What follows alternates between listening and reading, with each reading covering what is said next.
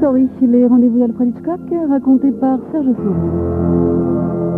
Aujourd'hui, à l'annonce de ma mort d'Evan Hunter.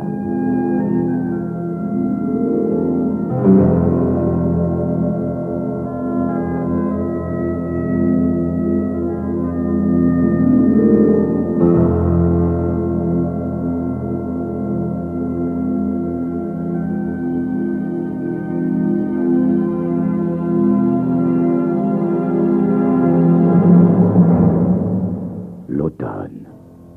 Ah, le romantisme. La nostalgie en filigrane.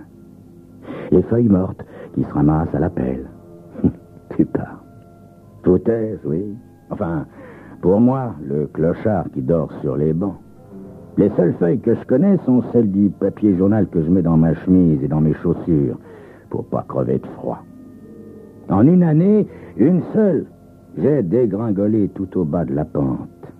Et je suis pas au bout de mes peines, car en prenant un journal dans une poubelle pour en faire des chaussettes, un article me saute aux yeux.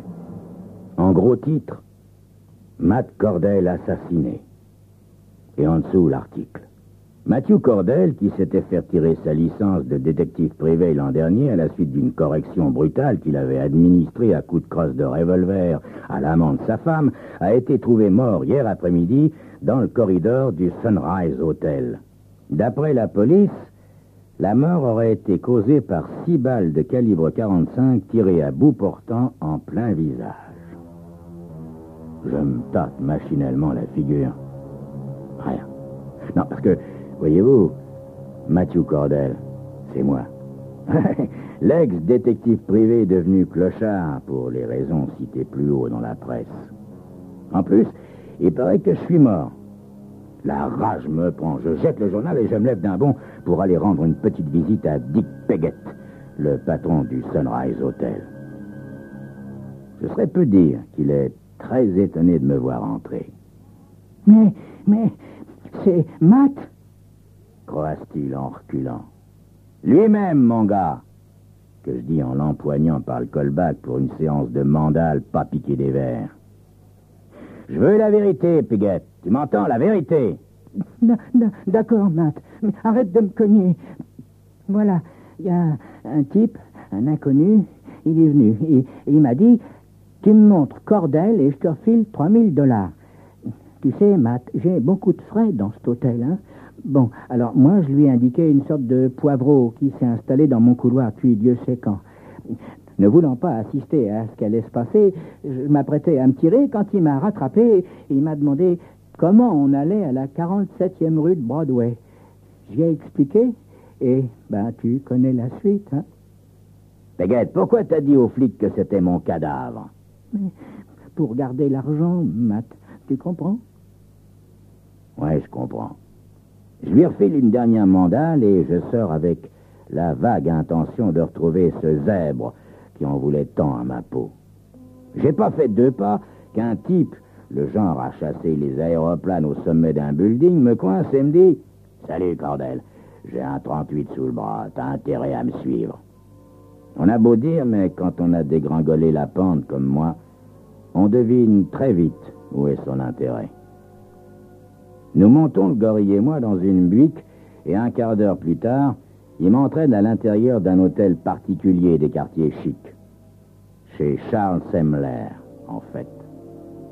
Tiens, Charlie, pour une surprise, c'est une surprise que je fais en entrant.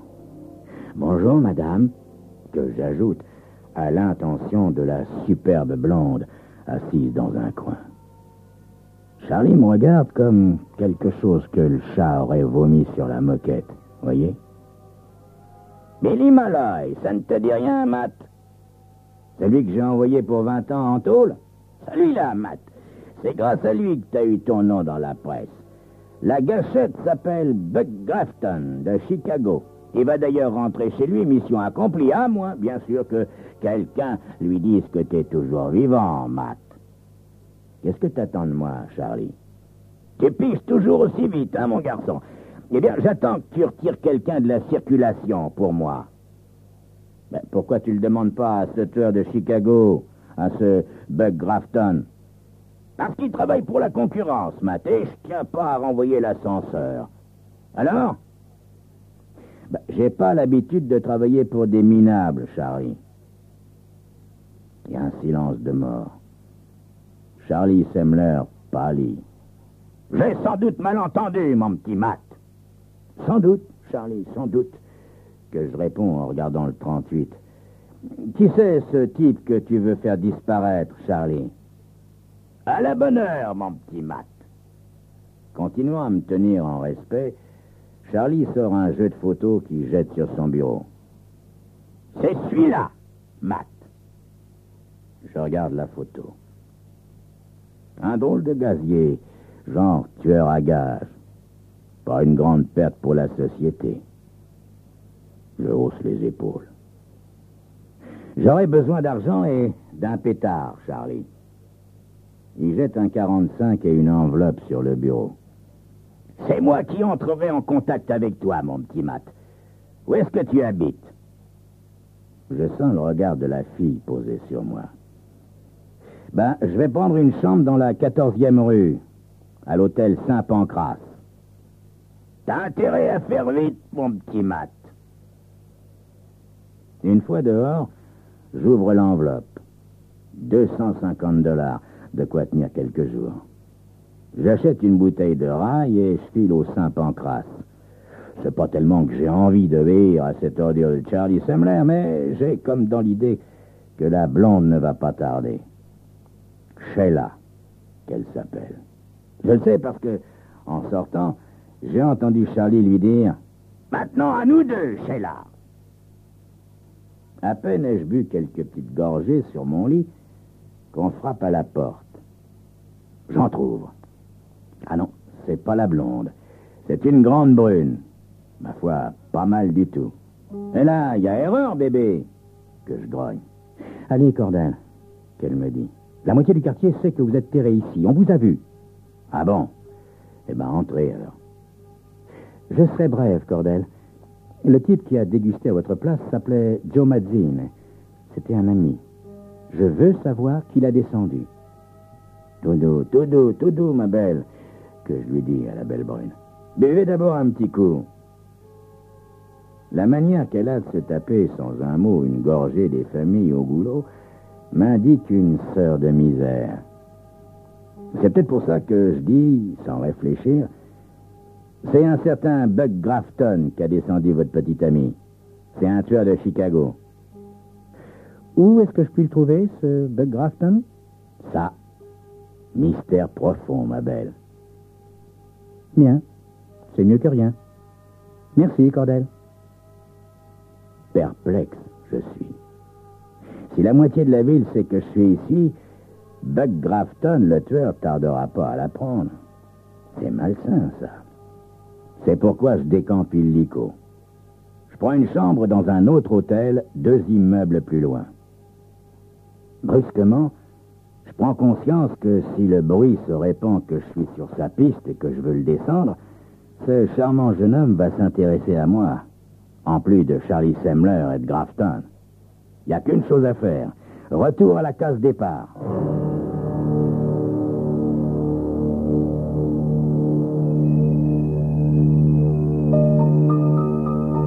Y aurait-il enfin un coin de ciel bleu dans cet enfer qu'est ma vie? Un coin de ciel bleu comme les yeux bleus d'une jolie blonde? C'est ce que vous saurez dans quelques instants.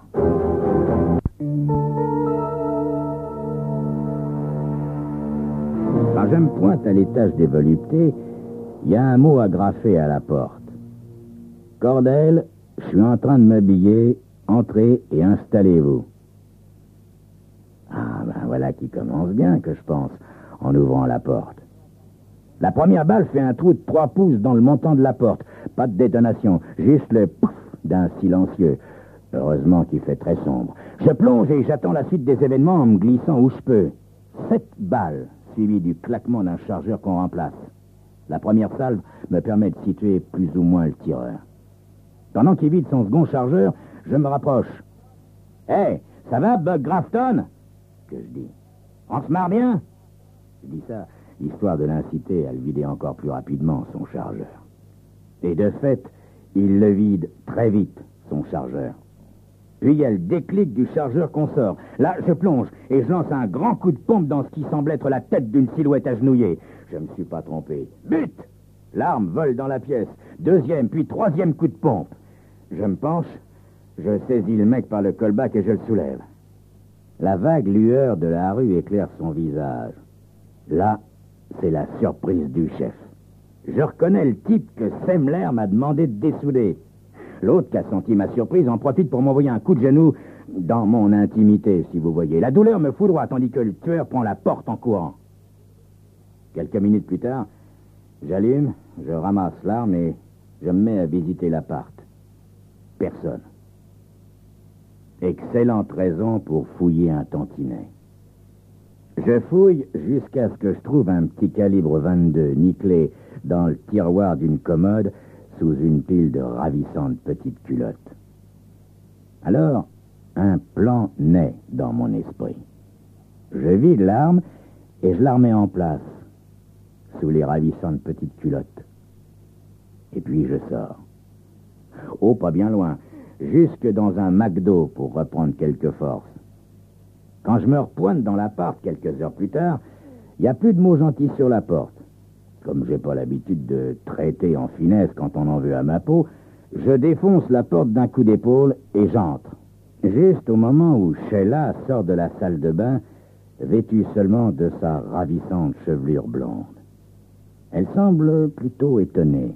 « Bonsoir, Sheila. »« Oui, ma belle, je suis vivant, voyez. Votre copain aussi, d'ailleurs. Celui que Semler m'a chargé de descendre. Alors, si vous me racontiez, hein ?» Elle se contente de hausser les épaules qu'elle a ravissantes également. « Vous savez que je peux être persuasif, ma belle, pensez-y. » Ça, c'est un langage qu'elle comprend. C'est drôle, elles comprennent toutes ce langage.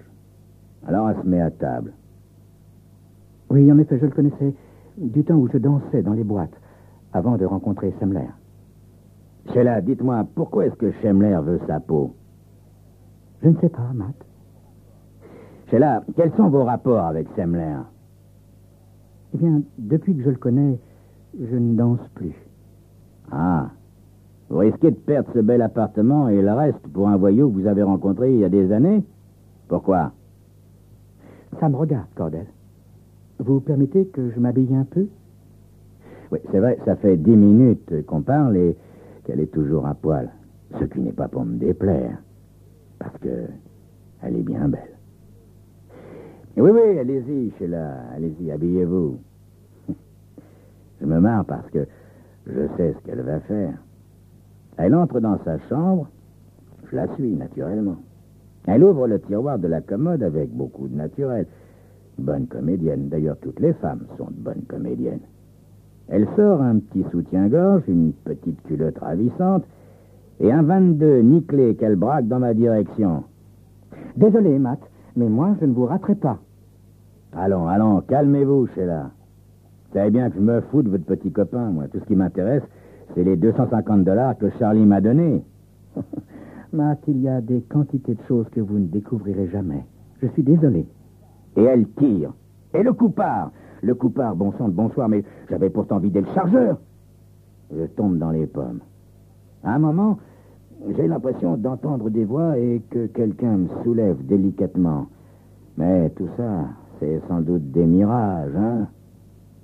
Quand finalement j'ouvre les yeux, je sens tout de suite que je suis pas au paradis.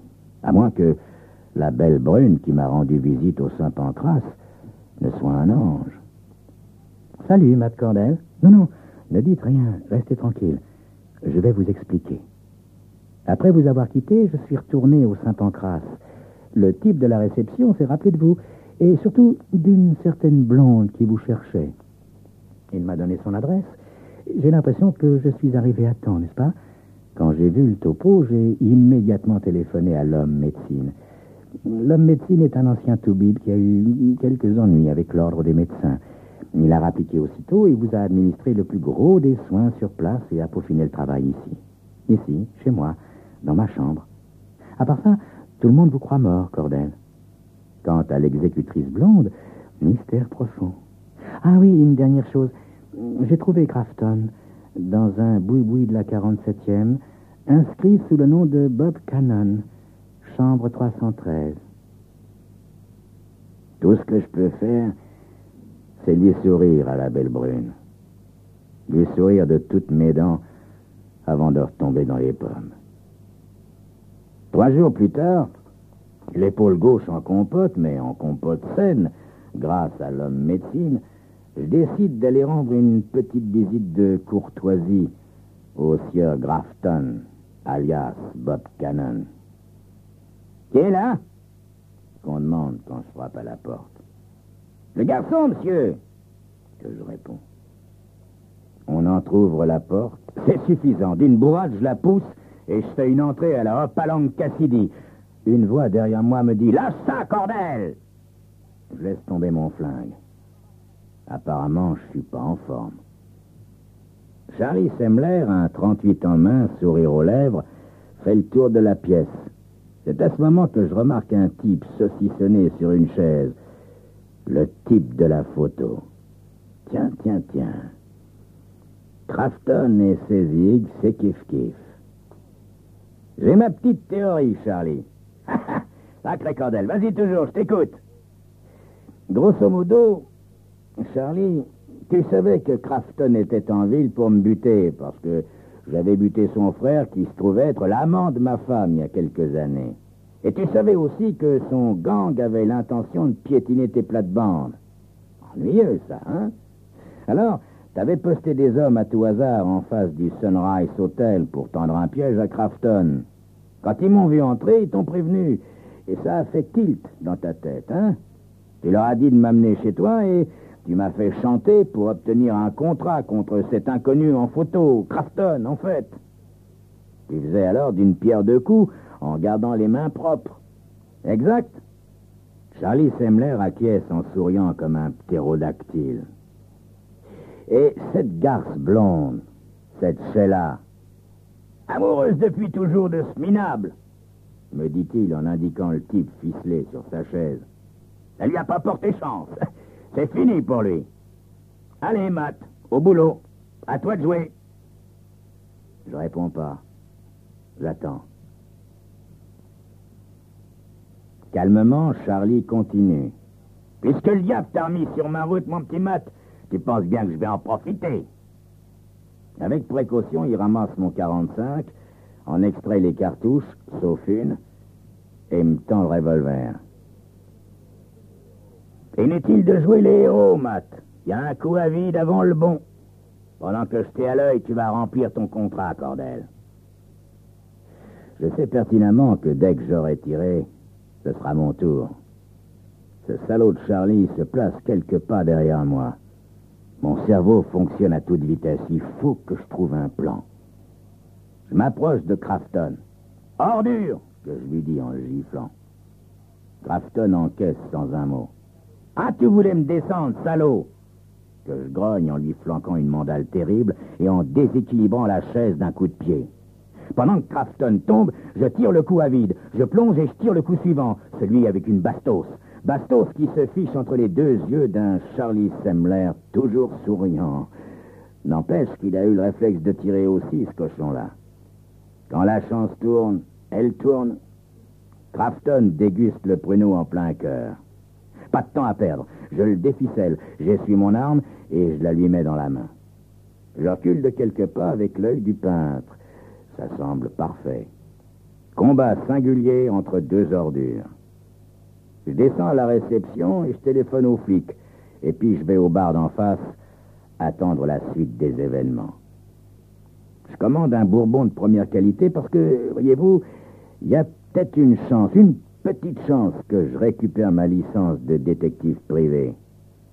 Que je récupère ma licence et la jolie brune qui vient de me rejoindre et qui me sourit de toutes ces ravissantes quenottes.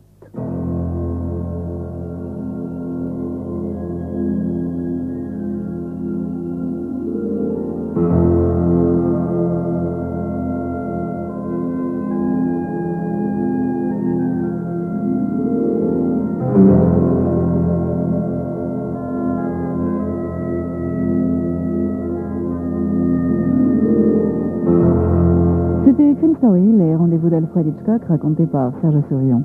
Aujourd'hui, à l'annonce de ma mort de Evan Hunter.